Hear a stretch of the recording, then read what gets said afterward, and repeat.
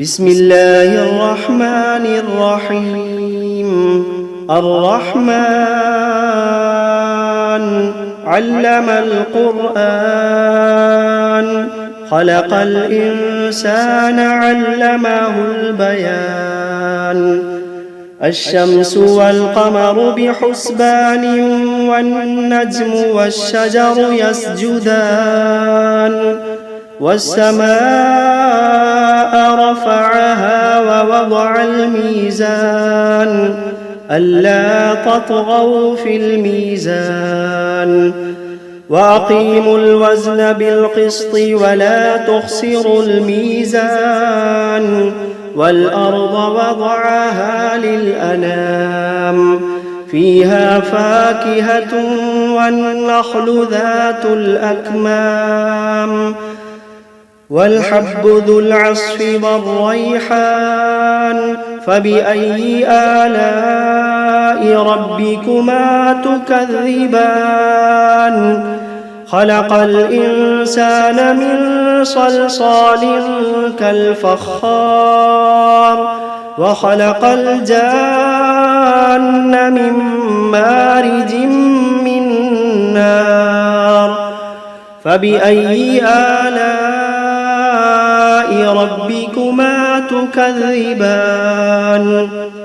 رب المشرقين ورب المغربين، فبأي آلاء ربكما تكذبان. مرج البحرين يلتقيان، بينهما برزخ لا يبغيان. فبأي آلاء ربكما تكذبان. يخرج منهما اللؤلؤ والمرجان، فبأي آلاء ربكما تكذبان.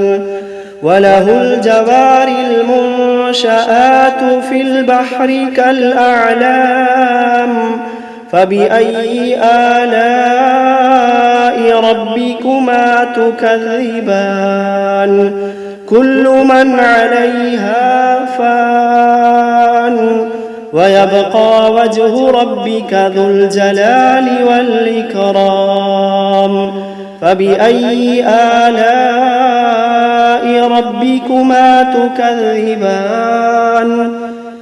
يسأله من في السماوات والأرض كل يوم هو في شأن. فبأي آلاء ربكما تكذبان.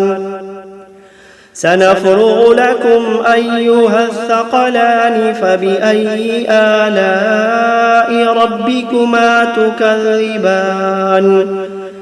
يا معشر الجن والإنس إن استطعتم أن تنفذوا من أقطار السماوات والأرض فانفذوا، لا تنفذون إلا بسلطان. فبأي آلاء ربكما تكذبان. يرسل عليكما شواظ من نار ونحاس فلا تنتصران. فبأي آلاء ربكما تكذبان. فإذا انشقت السماء فكانت وردة كالدهان. فبأي آلاء ربكما تكذبان. فيومئذ لا يسأل عن ذنبه إنس ولا جان. فبأي آلاء ربكما تكذبان. يعرف المجرمون بسيماهم فيؤخذ بالنواصي والأقدام. فبأي آلاء ربكما تكذبان. هذه جهنم التي يكذب بها المجرمون يطوفون بينها وبين حميم آن فبأي آلاء ربكما تكذبان ولمن خاف مقام ربه جنتان فبأي آلاء ربكما تكذبان ذواتا أفنان فبأي آلاء ربكما تكذبان فيهما عينان تجريان فبأي آلاء ربكما تكذبان فيهما من كل فاكهة زوجان فبأي آلاء ربكما تكذبان متكئين على فرش بطائنها من استبرق وجنى الجنتين دان فبأي آلاء ربكما تكذبان فيهن قاصرات الطرف لم يطمثهن إنس قبلهم ولا جان فبأي آلاء ربكما تكذبان كأنهن الياقوت والمرجان فبأي آلاء ربكما تكذبان هل جزاء الإحسان إلا الإحسان فبأي آلاء ربكما تكذبان ومن دونهما جنتان فبأي آلاء ربكما تكذبان مدهامتان فبأي آلاء ربكما تكذبان فيهما عينان نضاختان فبأي آلاء ربكما تكذبان فيهما فاكهة ونخل ورمان فبأي آلاء ربكما تكذبان فيهن خيرات حسان فبأي آلاء ربكما تكذبان حور مقصورات في الخيام فبأي آلاء ربكما تكذبان لم يطمثهن إنس قبلهم ولا جان فبأي آلاء ربكما تكذبان متكئين على رفرف خضر وعبقري حسان فبأي آلاء ربكما تكذبان تبارك اسم ربك ذي الجلال والإكرام بسم الله الرحمن الرحيم تبارك الذي بيده الملك وهو على كل شيء قدير الذي خلق الموت والحياة ليبلوكم أيكم أحسن عملا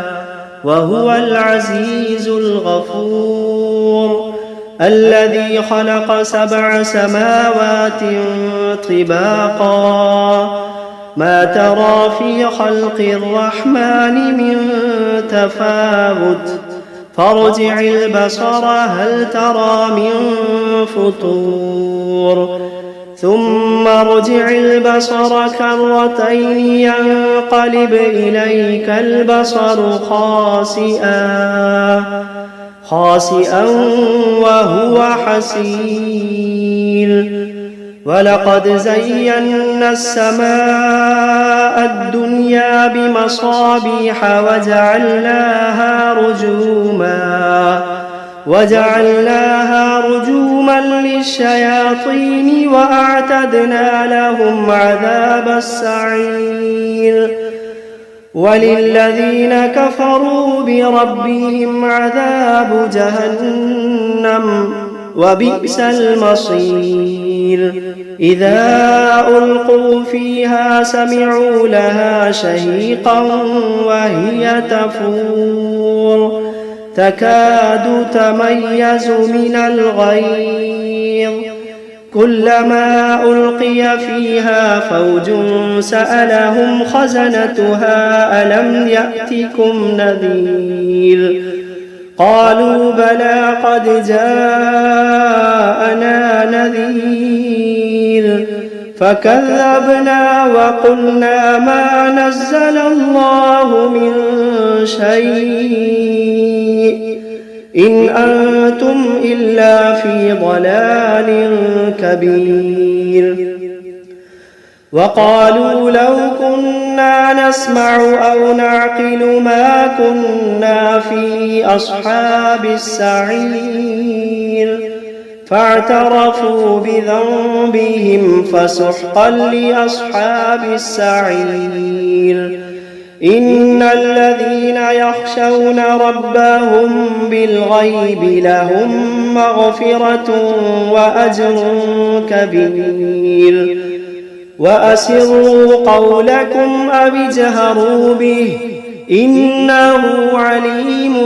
بذات الصدور ألا يعلم من خلق وهو اللطيف الخبير ألا يعلم من خلق وهو اللطيف الخبير هو الذي جعل لكم الأرض ذلولا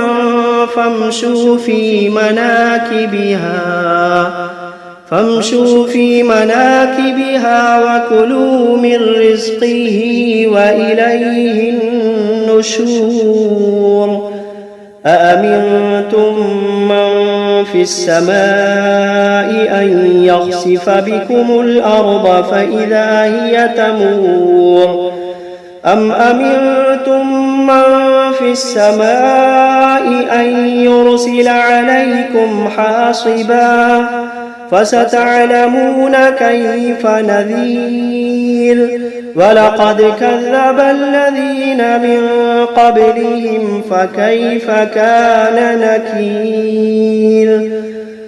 أولم يروا إلى الطير فوقهم صافات ويقبضن ما يمسكوهن إلا الرحمن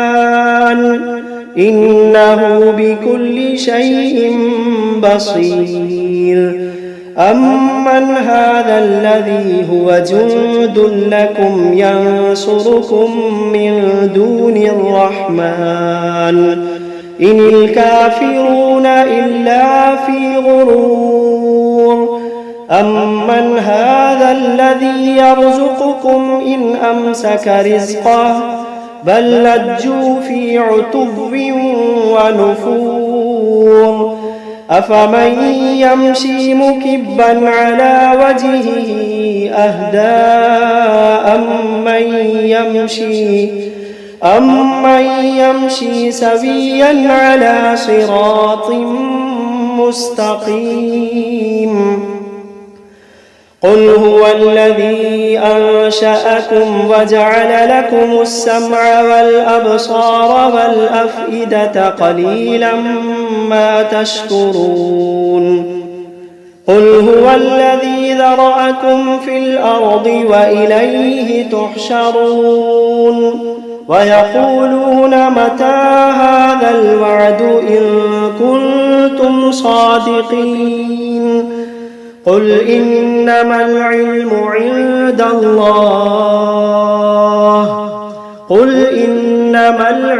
عند الله وإنما أنا نذير مبين فلما رأوه زلفة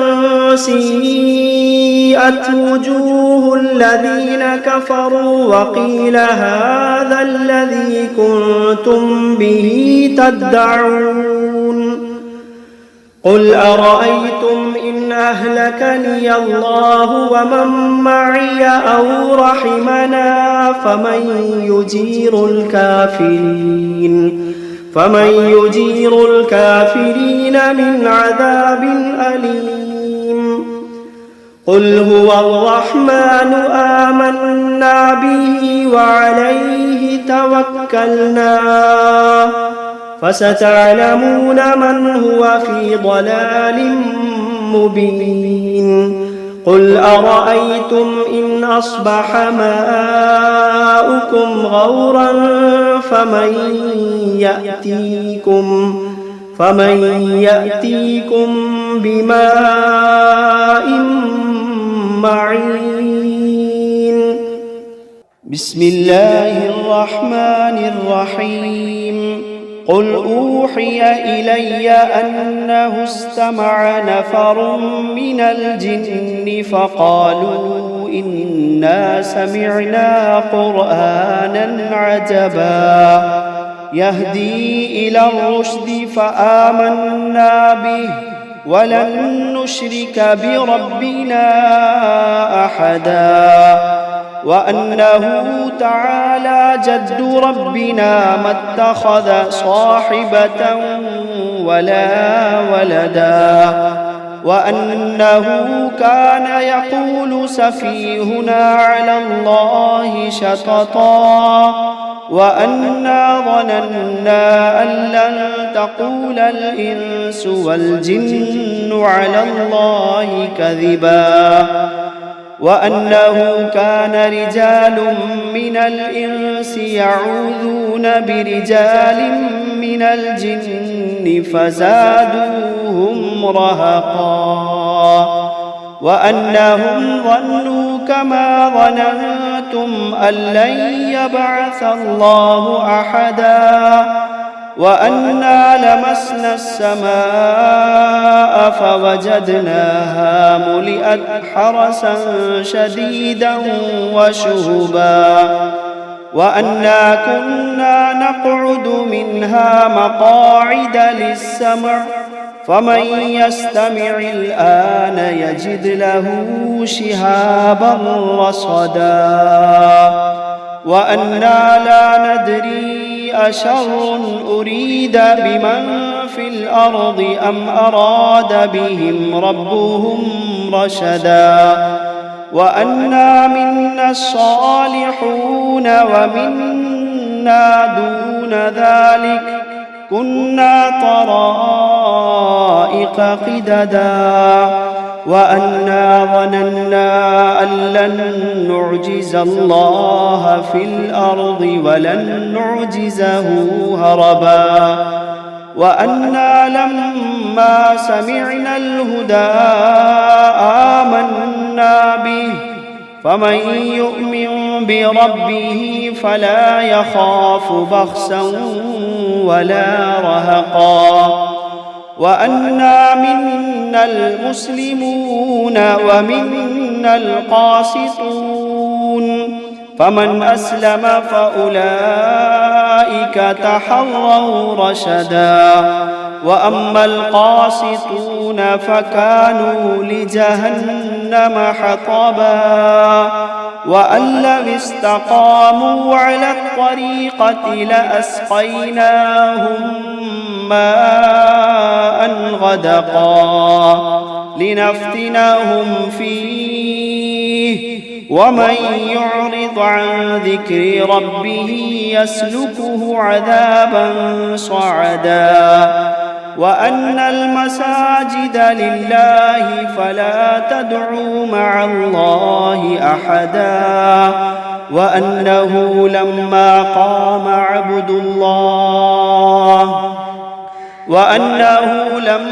قام عبد الله يدعوه كادوا يكونون عليه لبدا قل إنما أدعو ربي ولا أشرك به أحدا قل إني لا أملك لكم ضرا ولا رشدا قل إني لا أملك لكم ضرا ولا رشدا قل إني لن يجيرني من الله أحد قل إني لن يجيرني من الله أحد ولن أجد من دونه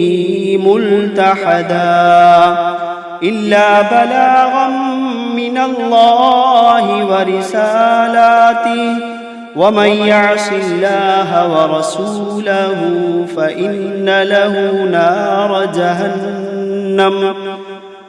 يعص الله ورسوله فإن له نار جهنم خالدين فيها أبدا حتى إذا رأوا ما يوعدون فسيعلمون من أضعف ناصرا وأقل عددا قل إن أدري أقريب ما توعدون أم يجعل له ربي أمدا عالم الغيب فلا يظهر على غيبه أحدا إلا من ارتضى من رسول فإنه يسلك من بين يديه ومن خلفه رصدا ليعلم أن قد أبلغوا رسالات ربهم